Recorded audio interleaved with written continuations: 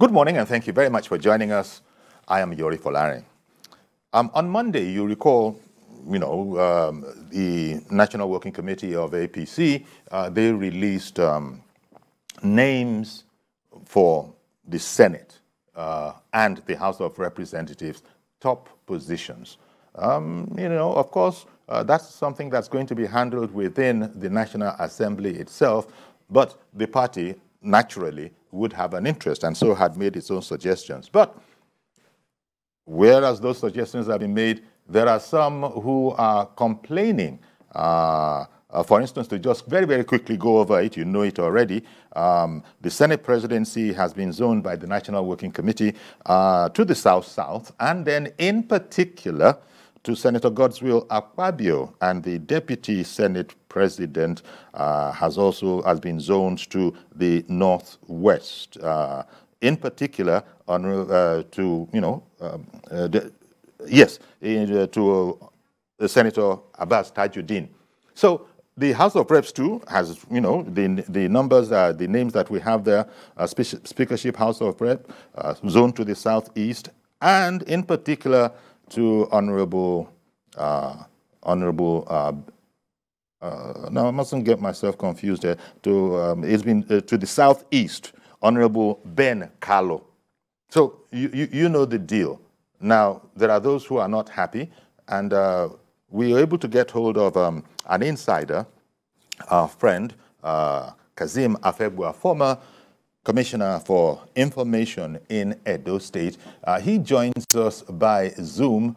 So a fine morning to you, Kasim.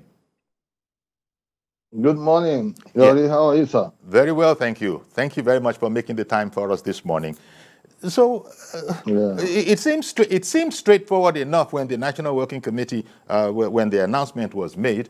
But then since that time, the conversation that has followed, people particularly taking exception to what has been referred to as micro-zoning. It's one thing to zone it to the southeast, as in the case of the, to the southeast. But why would you now go and mention in particular someone's name? Why don't you let the National Assembly sort it all out? It's okay to zone to the south-south, but why in particular a name? Could you provide clarification on that? Because the people that we have spoken to from the National Assembly have said that doesn't seem very democratic to them. Well, thank you very much, Yori. Don't forget that any political engagement, in Nigeria would naturally come with its own brickbat in such a way that people who are not favored, who are not chosen, who are not selected in that process would naturally raise eyebrows.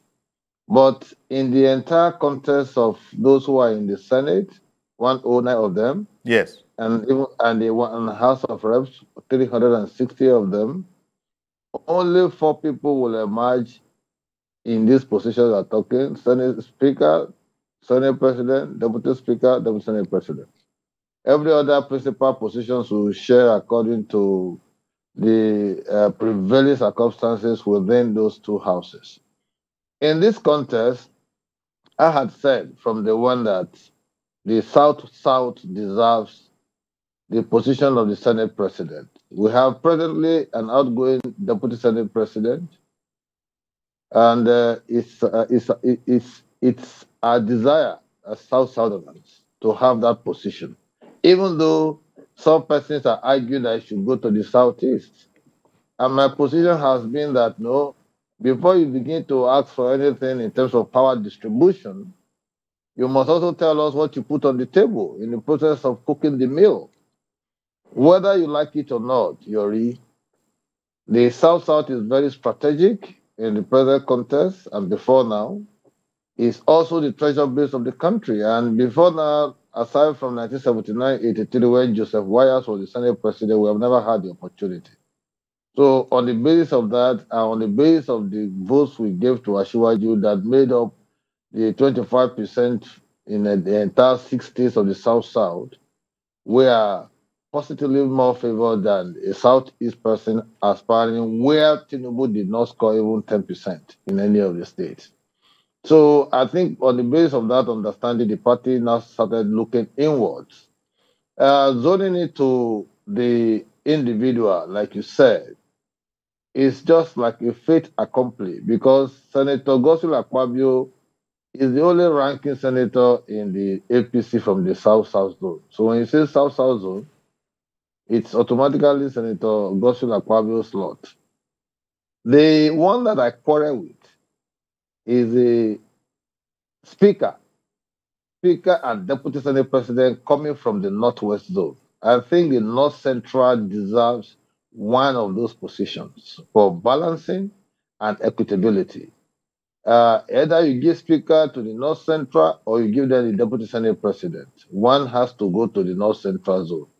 I wouldn't know the rationale behind the party's leadership choice of ceding those two positions to the Northwest, but I think that is actually the bane of the problem, not necessarily the one that was zoned to the South-South geopolitical zone.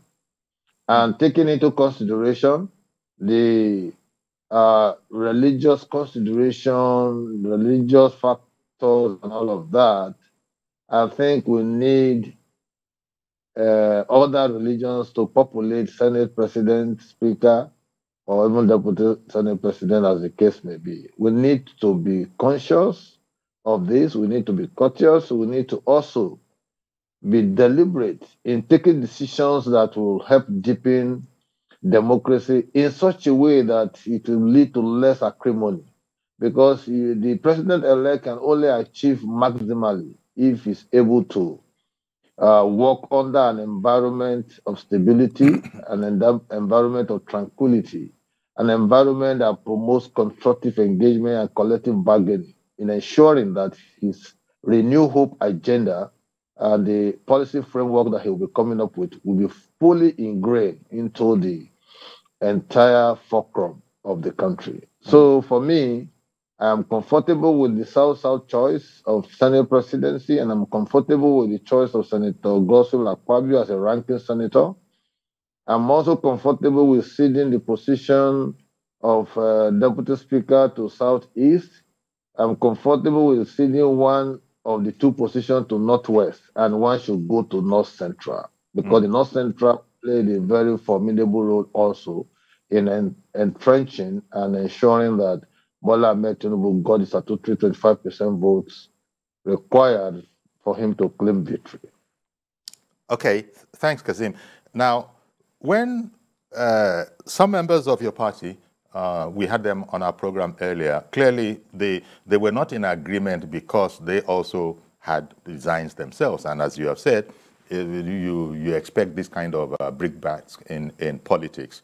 But the other point that was made was that we are in a democracy here. We pride ourselves in APC as being Democrats. Asiwaju Bola Ahmed Tinubu, a leading one, and we were not consulted with at all. Now, would you say that if anybody is speaking like that, he's overreaching himself a bit, or is it that the communication that followed, if indeed there was consultation, was not all-pervading enough before such allegations could be made that, no, they're not happy, and actually they have the numbers, that is to say, those of them that are not happy, they have the numbers to influence things one way or the other? Don't forget that the Senate is made up of about 4 parties: NMPP, Labour Party, APC, and PDP. I think YPP also has one senator. Yeah, that's senator. Right.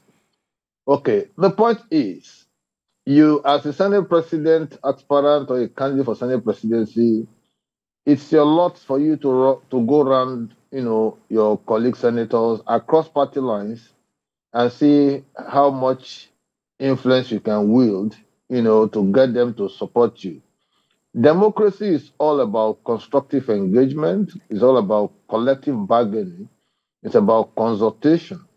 It's about lobbying, because you can't expect everybody to fall in line on any decision taken, whether by the party, the president-elect, or even the Senate itself. That is why in time past you see all manners of impeachment here and there. But We thank God that there's some level of stability in the National Assembly leadership in the recent past, and that is because the party was able to put its foot down to take a decision. Don't forget that Ahmed Lawan, the current Senate president, is a product of party's position. Adam Soshomole, as chairman of the party, as it were, had to stamp his feet down, even went to the gallery to see how the party's position will not be followed. And that was what gave rise to Ahmed Lawan as a Senate president, because he was the choice of the party.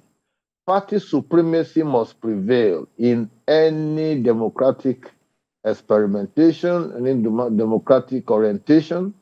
And when I say party supremacy, it does not mean that you will not consult. You will have to consult, you have to reach out to your members, to your executive officers, and collectively take a decision that, in your estimation, will be for the overwhelming good of the country.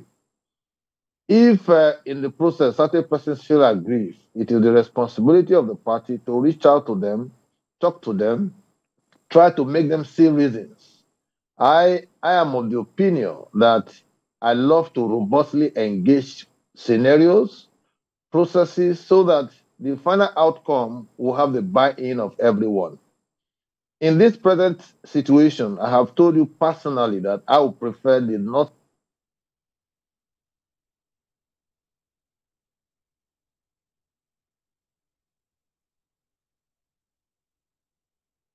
Okay, just as you were speaking there, something happened. It dropped, and mid-sentence, we sort of lost sound. But if you are just joining us, our guest is Mr. Kasim Afegbua. He's a former commissioner for information in Edo State. And we're talking about APC zoning of the National Assembly top positions and, you know, the fallout from there. I mean, that's what it is right now, but some people within the ruling APC, no doubt, maybe they had other ideas, and because of that, they have, you know, spoken out, saying that they are not too happy with the way the thing has been, this particular project has been not just zoned, but micro-zoned. And Mr. Kasim Afegbua was just explaining there that, well, party supremacy is very important, even though that is not to say party supremacy is about take it or leave it, that there are consultations. I wonder if Kasim is back online. Okay, you're back, but I still can't hear you yet. I wonder if... Can you hear me now? Yes, now I can hear you, Kasim. So please, it dropped off where you were explaining that party supremacy didn't necessarily mean take it or leave it, but that was when we lost sound. No, party supremacy has to do with also consulting with your members and officers and making them see reasons why certain decisions have been taken.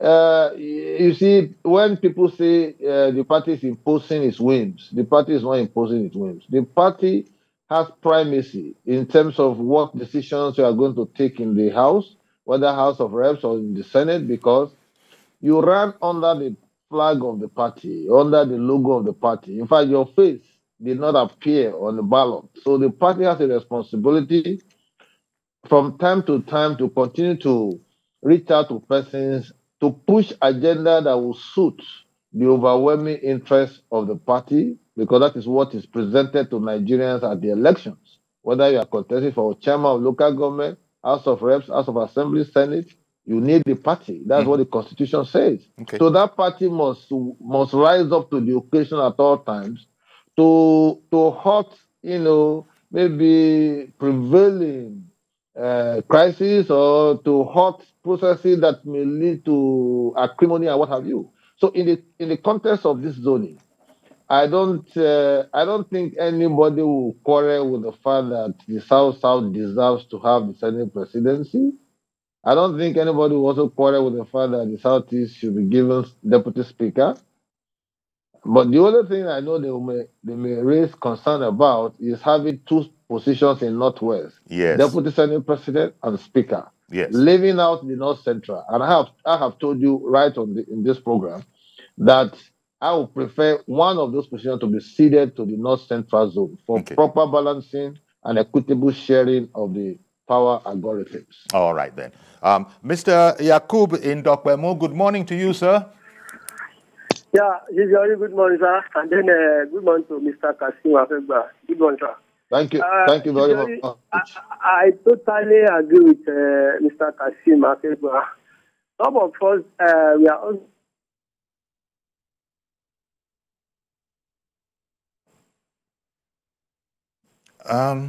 no, it's not your earpiece, Kazim. I can't hear as well. It's not you. It's not anything on your side. I was wondering. No.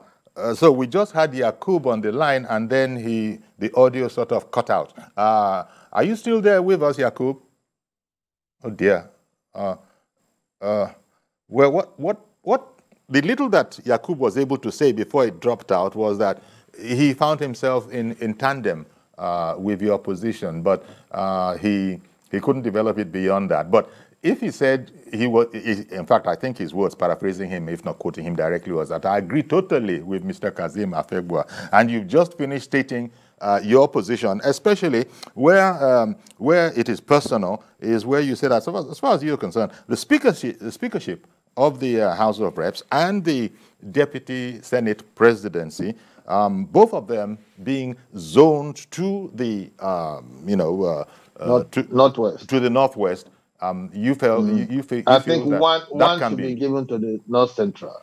Yeah, this is where I know this. I might be trying. I'm not trying to put you in a tight spot, but exactly as you have said it, it's a glaring circumstance, shall we say? It's a glaring circumstance to have those two and then not have the North Central in there as well. But probably the wise men who sat together and came up with this decision will probably have their reasonings as to why two principal offices should go to one zone, and that is maybe from what you have said. I think Yori, let me help you. I think the point is the leadership of the party must have to meet again, and they'll have to meet in consultation with the president-elect. And other shades of opinion must be collated to come up with a more agreeable zoning with respect to those two positions. The Speaker and the Deputy Senate President, they shouldn't look at the individuals they are trying to present. They should rather look at the geopolitical interests. For the North Central Zone, they can give them a Deputy Senate President and allow the number 4 position to remain in the Northwest, aware that the Northwest will just be finishing 8 years of presidency. And so, to that extent, if they get number 4 position with the Speaker, on account of the population and their contribution to the success of Tinubu, that will be okay by me. Then you give the Deputy Senate President to the North Central Zone. That's also a good representation, because political power has its own elemental undercurrent. It is one thing for you to win power, which is acquisition of power. And the process of distributing power also has its own elements. And if you don't do that in a proper way, you may end up, running into avoidable crises, which will present themselves like distractions to the president-elect or president, as the case may be when he comes on stream. And so, to that extent, it is worthy on the part of those who are the power players, the representative of the political parties, those who are aspirants and all of that, to look at all these variables and situate the interests of the country and the stability of the system in their heart of heart in taking those decisions. Okay. But for Senate presidency, I'm very comfortable with the South-South choice. And I'm also very comfortable with the choice of Senator Akpabio as the ranking senator from the South-South zone under the APC. I'm also conscious of the fact that the South-South put up a strong fight to ensure that the APC got a lot of representation, knowing full well that the 6 states of the South-South is the hotbed of the opposition PDP, Okay. where the APC was able to make a lot of inroads and score over 45% of the vote cast in the entire 6 states. In fact, the APC came top in Rivers State, and the other 5 states they came second. So that, to me, is cherry news, Okay. and it has to be compensated, and it has to be a deliberate step to ensure that the APC is able to get its own stranglehold in subsequent elections. Okay.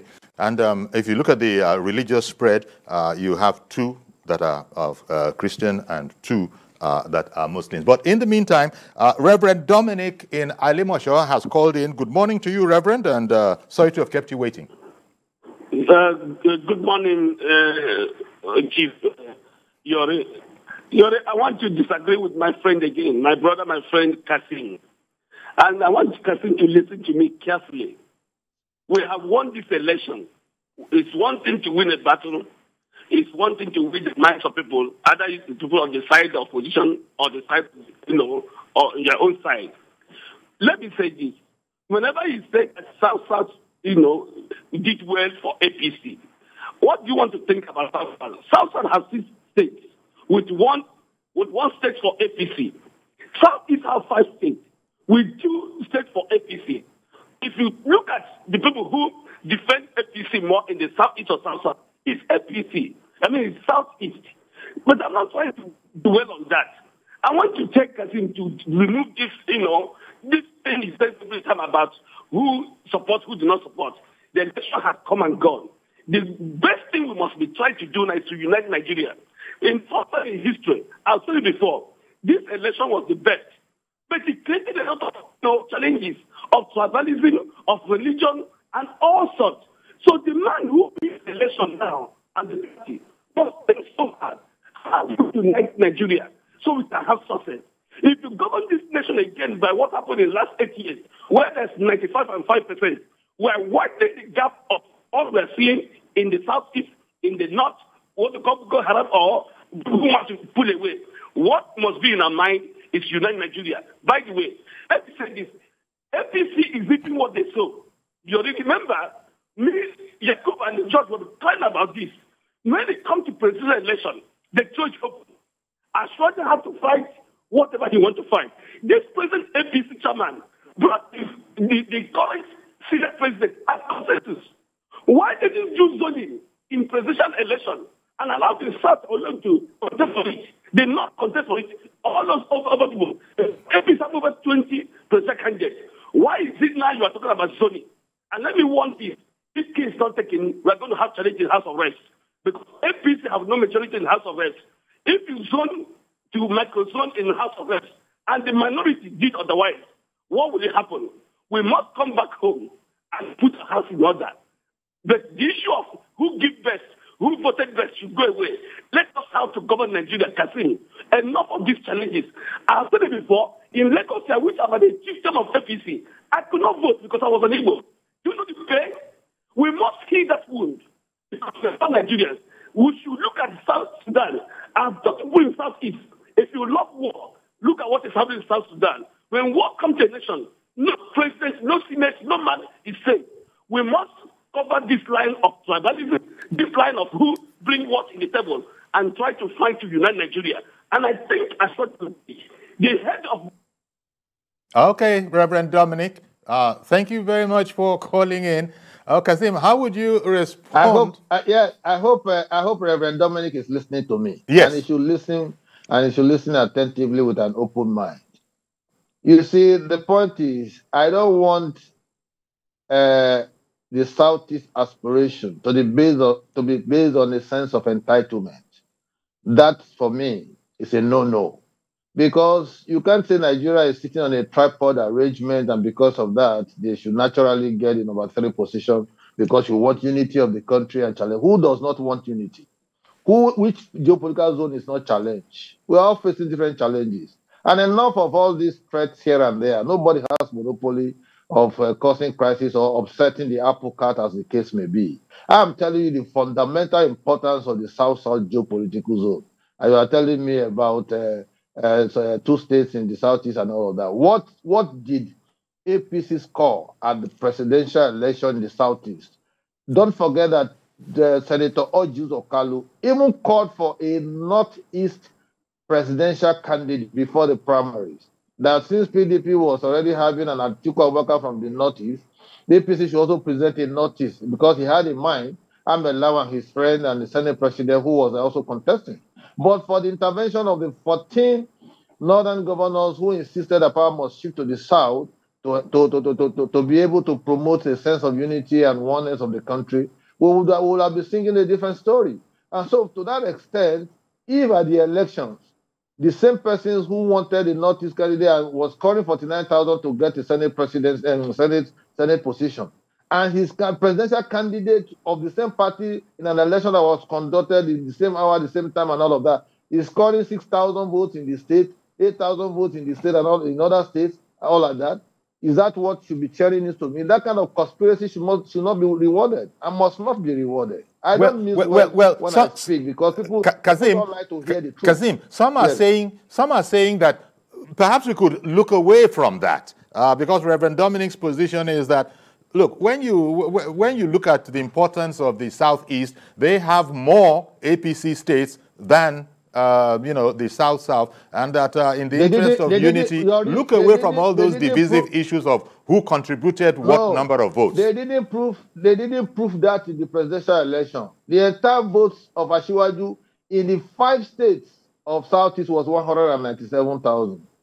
If you split that within 5 states, he didn't score 10% in any of the states of the Southeast. Automatically, 5 states from 36 states is left with 31 to contend with, in scoring 25% that is required for you to become a president. And so, if you have 2 states as a governorship and all that, that is the dimension of the conspiracy that took place in the presidential election. I am not saying they might be entitled to contest and all of that, but I'm saying that morality should define their intervention. Knowing full well that the Southeast has occupied that position 5 different times in 8 years. They've had 5 Senate presidents in 8 years. They've had deputy Senate president for 12 years. 20 years in the life of an administration of a democracy of 24 years. For me, what the Southeast require now is the president of the Federal Republic of Nigeria. And they need to sit back, look inward, begin to plan in support of that in subsequent elections. Because Asiwaju Bola Ahmed Tinubu started planning for his presidency from 25 years ago. Like he would tell people, power is not served a la carte. You have to work towards it and all of that. Okay. So the Southeast must put its ass together, build a cohesion, and see themselves as nationalists and not ethnic jingoists. All right. Reverend Dominic is talking about ethnicity and religious or whatever. You should go and ask Peter Obi. Peter Obi was the architect of religious and ethnic campaigns in this last election. We have copious examples all over the social media and everywhere other places. So the point I'm making is that in building this country, this 10th assembly, you need to build politics of inclusion. But in doing that, you must also display justice where it is equitable. You must also show people that, yes, you appreciate their contribution to your success at the elections. If Tinubu were to have lost this election, would they be talking about Senate presidency in Southeast? Would they be talking about it? All right, then.